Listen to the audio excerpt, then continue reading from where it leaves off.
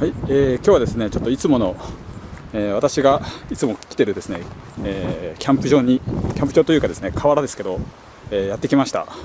ちょっとね、これ地面がちょっと硬いので、アルミのペグだとちょっと曲がっちゃうんでね、ちょっと設営に時間がかかったんですけども、そんな感じでこれからですね、ご飯の支度でも晩ご飯の支度でもしたいなというふうに、思っております。はい、それではですね、また後ほど。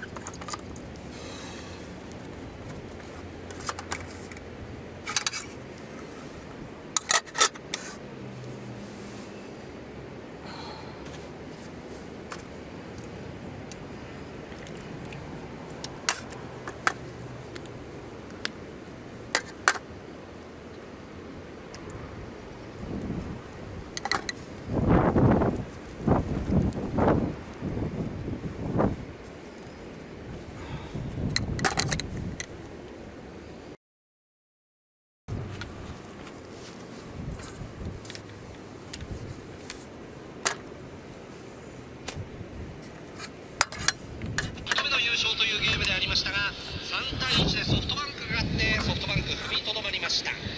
ソフトバンクは4回表にイデホのソロホームラン、吉村のタイムリーでゲームの主導権。今3球目ストライク、ボールカウント1ボール2ストライク。そして8回の表には菅野のワイルドピッチで1点もらって3対1、巨人を振り切っております。なお今ちょっと雨が降ってきました甲子園です。1ボール2ストライク。メッセンジャーが岡島に4球目投げた低めワンバウンド、ボール2ボール2ストライクです。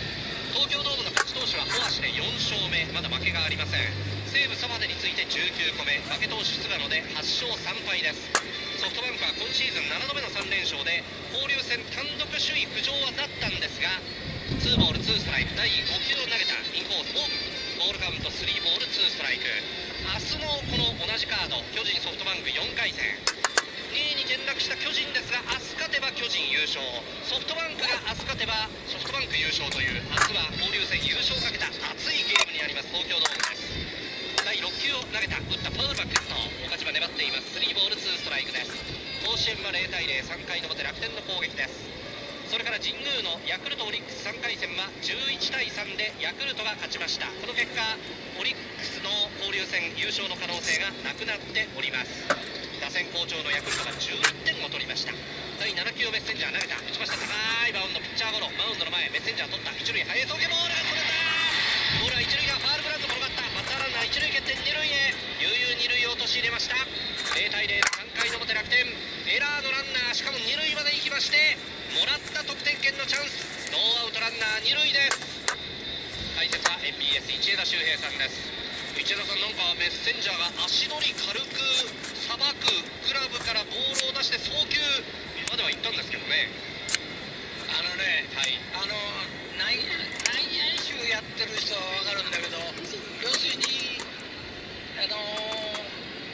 もう間に合わないと、普通に放ると、はい、でだから左足で取って右足に踏み替えて投げると間に合わないから、はい、右足を軸に取ったんですよね。すでに右足の方に体重を乗せながらボールを取ってですぐ投げたと、はい、だけどピッチャーだからボールがきっちり握れてない。なるほど。ピッチャーってのはいつもボールきっちり握る癖ついてる。まあ握ってから投げますよね。はい。だからピッチャーはバントなんかの悪送球多いでしょ。はい、確かに。メッセンジャーの悪送球で3回の表楽天、これで今日1回から3回、ファウルグラウンドから一塁送球遠投、しっかりいった一塁アウト。3回の裏阪神の攻撃、藤井サードゴロ、ワンアウトランナーがあります。ません。森山コーチはですね、こういう天候でもあるんで、とにかく行けるところまで力で押していってほしいと、なるほどと話しています。という三塁側イーグルス情報 MBS 森本茂弘アナウンサーでした。市田さん、力はある、ただばらついてるというベンチの見方ですね。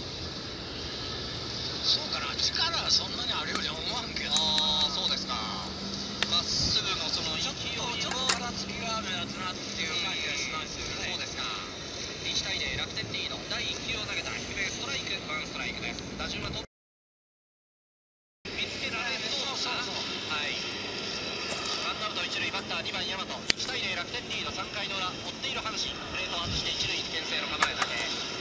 どのあたりがその追っかける上で攻略のポイントになってきますか？バットが弾かれる感じはないですもんね。ちゃんと弾き返せるような感じのボールですよね。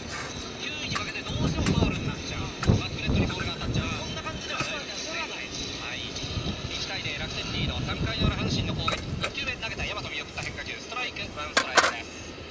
そこで大和がどんな形でつないでチャンスを拡大するか。大和はこういう場面でもっと苦労する。打ったらゴロでしょ。フライじゃ何してるんだ。なるほど、あるでしょ。それこそ意味のボールの内側には必ず網が張ってありますよね。あれにもかすってないんだから、相当中なんですよ。そうですね。今審判団が4人揃ってとなりました。この間に白に縦縞のユニフォームタイガースの内野陣はメッセンジャー藤井のバッテリーの周りに集まっています。ベンチからは通訳を伴って背番号71中西ピッチングコーチも行っている状況です。ただしかしその楽天の食らいつきっぷりというお話が市枝さんからありましたが、ウォーカーの第6号ツーランホームラン正式に認められまして、4回表イーグルススコアボード2点追加、1対0とリードを広げています。ランナーなくなって7番ショート伊藤からゲーム再開という甲子園球場です。やっぱりその前回わずか3安打しか8イニングで打てなかったというところを市枝さん、しっかり反省して研究してっていうことなんでしょうかね、おそらくね。変化球が少ないんですよ。なるほど。特にその縦のね、変化球という話は再三市枝さんから出ています。4球をメッセンジャー投げた初球ストライク、見逃し三振、スリーアウトチェンジ。4回表楽天はウォーカーの第6号ツーランホームランに点を加えています。甲子園から今晩唯一のナイトゲームセ・パ交流戦阪神楽天3回戦を大阪 MBS の制作でお送りしています。4回表終わって3対0、楽天がリードを広げました。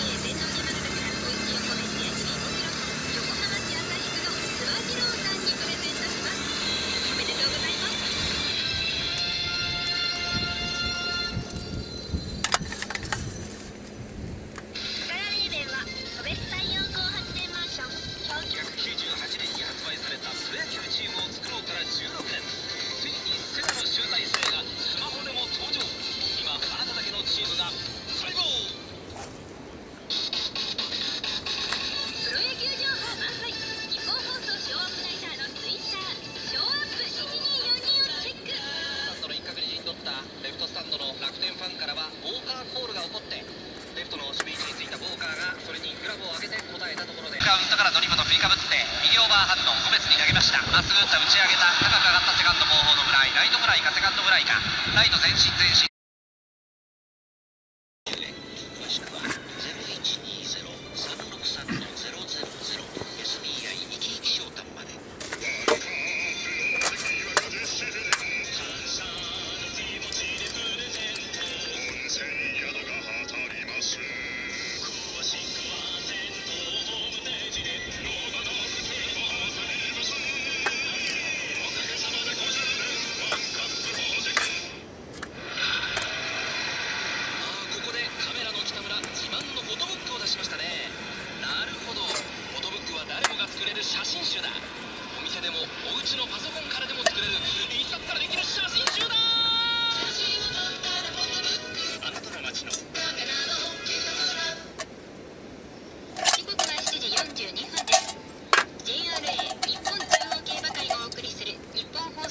お伝えします。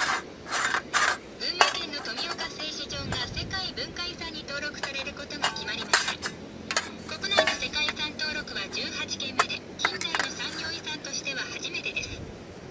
富岡市の岩井市長と地元の人の喜びの声です。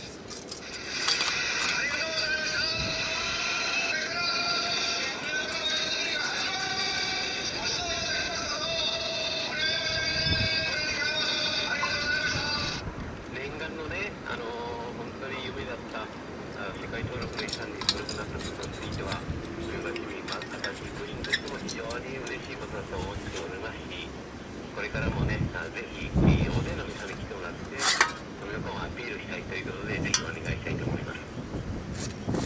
明治5年1872年に設立された富岡製糸場は、19世紀末期に養蚕と生糸産業の革新に決定的な役割を果たし、日本が近代工業国に仲間入りする鍵となったとして評価されました。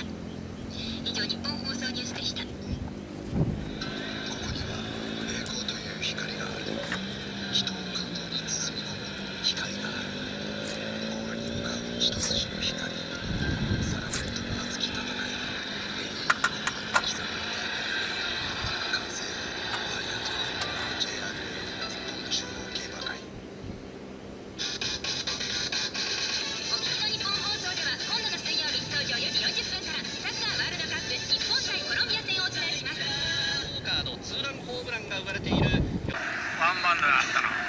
確かにそうですね。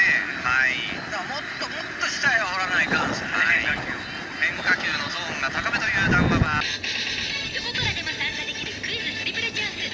第3問は8時の時報の後をチェック。阪神にとってはビッグプレーの後1番上本からの長打で大事なイニングになりますね。まずは上本出塁なるか、今日は2打数の1安打。第3球投げた、まっすぐ低めストライク、ボールカウント2ボール1ストライクです。なおすでに勝ち投手で権利を手にしている則本ですが、5回18人に73球3安打5奪三振、フォアボールはなし、無失点です。第4球投げた空振りスライダー、ボールカウントは2ボール2ストライクです。ボール先行したんですが、見逃しストライク、ストレート、そして変化球空振りストライク、2ボール2ストライク、ボールカウント揃いました。3対0、楽天リード。第5球を投げたインコース空振り三振、149キロ。上本のバットが空を切りました。6回の裏阪神の攻撃、ワンアウトランナーがありません。やっぱり三者凡退に初めて抑えた4回ぐらいからストレートの質がまた一段上がったようですね。はい、それとね、追い込んどいて、はい、何が来るからと思うところが物事へ来てますよね。なるほどね。みんなこれで、3人ぐらいやられてる。はいはい。追い込まれてからストレートで三振って多いですよね。尾形もやられた。はい。バッター2番大和、1球目投げたまっすぐ、ストライク、1ストライクです。球数次が80球というところですが、中盤からテンポアップしてまいりました楽天エース則本。3対0、楽天リード。ワンボールから2球目、セットポジションの則本、キャプテン鳥谷に投げた変化球決まったストライク、ワンボール1ストライクです。3対0、楽天リード。6回の裏阪神の攻撃、ワンアウトランナー1塁です。鳥谷もなんかこう則本に対して合わないなという雰囲気には今日の甲子園の打席は見えます。ソボスタでの初対戦では1打数1安打、2つのフォアボールをもぎ取った鳥谷対則本でありました。ワンボール1ストライクから第3球を則本、足を上げて投げた変化球空振り、ボールカウントワンボール2ストライクです。道枝さん。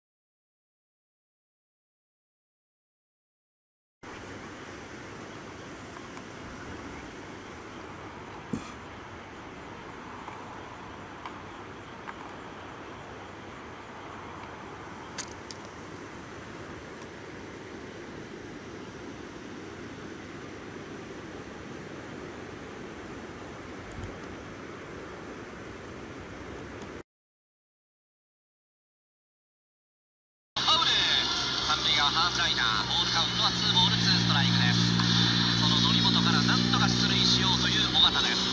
はい、なんとかショートするのは分かるけど、はい、一方的に抑えられてるわけでしょ。そうですね。ワンダ無得点という対則本。ああいうのはものすごくなんていうか気持ちが小さい、消極的、はい、いう感じがしますね。はい。4対0、楽天リード。8回の裏タイガースの攻撃、8番ライト尾形先頭バッター、則本三笘牧田前進構えた取ったアウト。